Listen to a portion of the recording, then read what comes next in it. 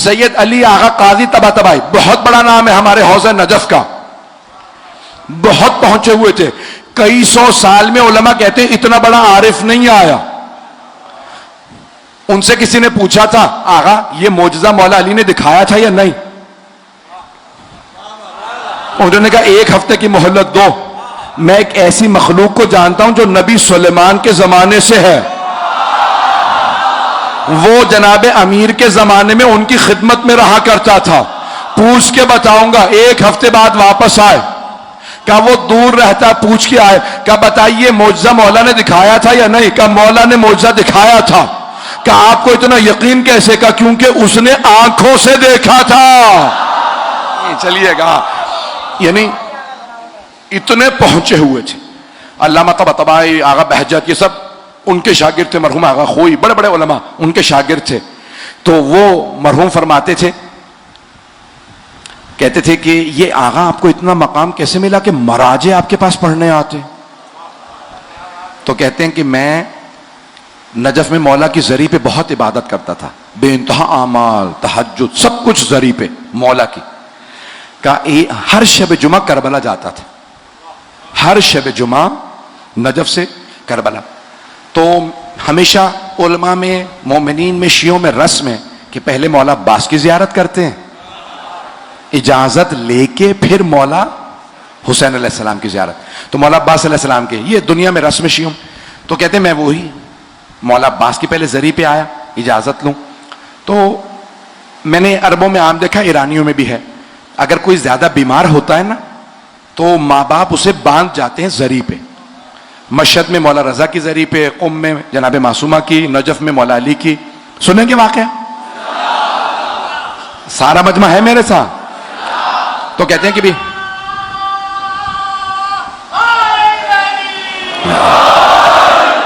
تو کہتے ہیں میں نے دیکھا کہ ایک مجذوب سا نوجوان تھا، مجذوب سمجھتے ہیں؟ دیوانہ نہیں تھا، لیکن اس کی عقل جو ہے کامل نہیں تھی، کچھ سادگی تھی، عقل پوری نہیں تھی۔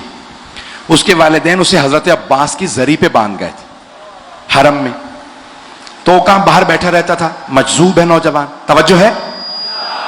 تو میں نے دیکھا یہ مجذوب نوجوان ہے، باب قبلہ پہ یا جناب عباس علیہ السلام کے جو حرم کا در تھا وہاں بیٹھا رہتا تھا، مجذوب ہے۔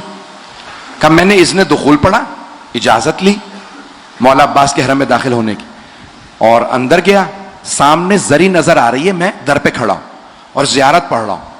زیارت پڑھ رہا تھا کہ اچانک میرے کان میں آواز آئی کہ تمام دنیا کے اولیاء کے اور سید الاولیاء یعنی جناب امیر المؤمنین علی بن ابی طالب علیہ السلام، تو کہا دنیا کے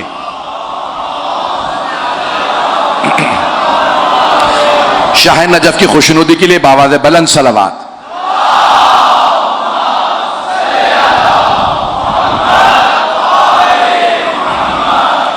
تو کہا، اب غور سے سنیے گا، کہا تمام دنیا کے اولیاء اور سید الاولیاء کے درمیان واسطہ حضرت عباس ہے۔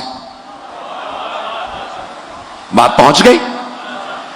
کوئی بھی ولی تب تک ولی نہیں بنتا جب تک اس کے پروندے پہ عباس دستخط نہ کر دیں۔ اب پہنچی بات کہ علی ابن ابی طالب کسی کی فائل دیکھتے ہی نہیں۔ اب پہنچ رہی ہے، یہ فائل مولا تب دیکھتے ہیں جب عباس دستخط کر دیں، اگر پہنچ جائیں۔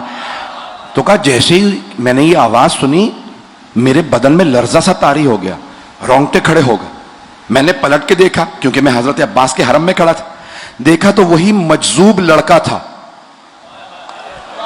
جو میرے کان میں بات کہہ کے گیا تھا۔ اس مجذوب لڑکے نے بات کہی چلا گیا، کہ میں سمجھ گیا یہ اس نے نہیں کہا۔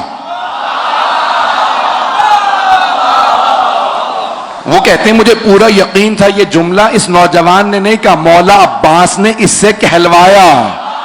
آج جناب عباس عطا کرنا چاہ رہا ہے کہ ایک مرتبہ میرے پہ کیفیت طاری ہوئی، آنسو بہنے لگے، میں تڑپنے لگا، پورا بدن کانپ رہا تھا. میں نے فوراً زیارت نامہ رکھا, ذریعہ مقدس کو دیکھنے لگا. جیسے ہی میں جا رہا تھا لگ رہا تھا دروازے کھل رہے ہیں, میں حضرت عباس کی زیارت کر رہا ہوں. کہ میں زری پہ گیا, دونوں ہاتھ رکھے اور ایک جملہ کہا, اے غازی عباس اپنے بابا سے میری سفارش کر دیں. کہ اس دن مجھے یقین ہو گیا جناب عباس نے دستخط کر دیے. کہ اب جب میں نجف آیا تو مجھے محسوس ہوا نجف کی زری بھی کھلی ہوئی ہے. کہ وہ دن تھا کہ علی نے مجھ پہ وہ عطا کی جو پہلے نہیں ہوئی تھی, کیونکہ عباس ابن علی نے دستخط کر دیے تھے.